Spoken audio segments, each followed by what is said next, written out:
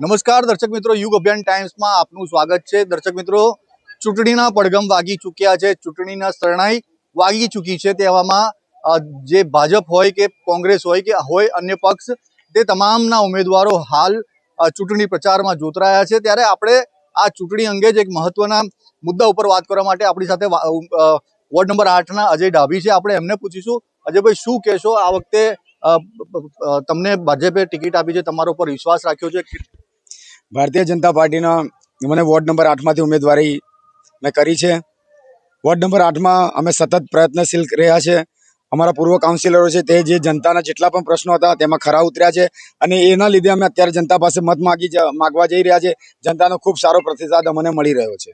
અજયભાઈ, વાત કરીએ વિકાસના કામોની। વિકાસના કામો ખૂબ સારા આ વોર્ડમાં થયા છે। વોર્ડ નંબર 8ની વાત કરીએ, રોડ હોય, રસ્તા હોય, ગટર હોય, તમામ કામો અહીં જે જૂના કાઉન્સિલરો છે તેમણે દ્વારા કરવામાં આવે છે। હવે એવું કયું કામ જેને તમે પ્રાધાન્ય આપશો? અત્યાર સુધી જેટલા પણ કામોની રજૂઆત હતી એ તમામ કામો લગભગ પૂરા થઈ ગયા છે અને જે પણ નાના મોટા કામોની ઉણપ રહી છે તે અમે આવનારા દિવસોમાં કરી રહીશું। અહીંયા મુખ્યત્વે પાણીની અને ગટરની જે સમસ્યા હતી તે સમસ્યાનો હલ આવી ગયો છે। બધી જ જગ્યાએ મેઇન લાઇનમાં પાણી અને ગટરની લાઈનો નખાઈ ગઈ છે। નાના મોટા કનેક્શનો કરવાના બાકી છે। લગભગ 70 થી 80% ગટરનું કામ પૂરું થઈ ગયું છે। 10 કે 12% કામ બાકી છે, જે પણ આગળના સમયમાં તુરંત પૂરો કરવાની અમારી ખાતરી છે।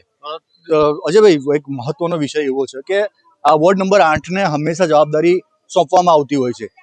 લાસ્ટ ટાઈમની વાત કરીએ તો કેવું રોકડિયાને ઉતારવામાં આવ્યા કોર્પોરેટર તરીકે તે બહુ જીતી પણ આવ્યા, પેનલને જીતાડી પણ લીધી।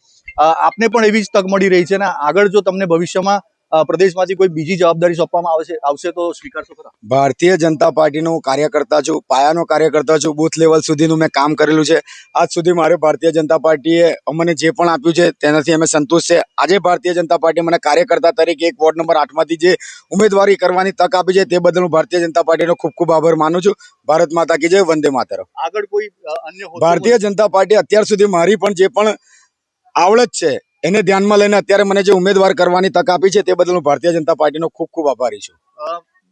અજયભાઈ, મહત્વનો સવાલ એ છે કે કેવું રોકડિયા આ વોર્ડમાંથી ઉભા રહ્યા, તેમને મેયર પદ મળ્યું, ત્યારબાદ તેઓ ધારાસભ્ય પણ બન્યા। એવી કોઈ જવાબદારી તમને મળશે તો તમે સ્વીકારશો? ભારતીય જનતા પાર્ટીનો હું કાર્યકર્તા છું। આજ સુધી જે પણ જવાબદારી ભારતીય જનતા પાર્ટીએ મને આપી છે મેં નિપુણતાપૂર્વક નિભાવી છે અને આગળ પણ એ રીતના હું નિપુણતાપૂર્વક મારી જે પણ જવાબદારી હશે, અત્યારે હું કાઉન્સિલર તરીકેની જવાબદારી આપશે એ પણ હું નિપુણતાપૂર્વક નિભાવીશ। ભારત માતા કી જય, વંદે માતરમ। તો ચોક્કસથી દર્શક મિત્રો, આ અજય ડાભી હતા, વોર્ડ નંબર 8માંથી તેમને ભારતીય જનતા પાર્ટીમાંથી દાવેદારી આપી છે।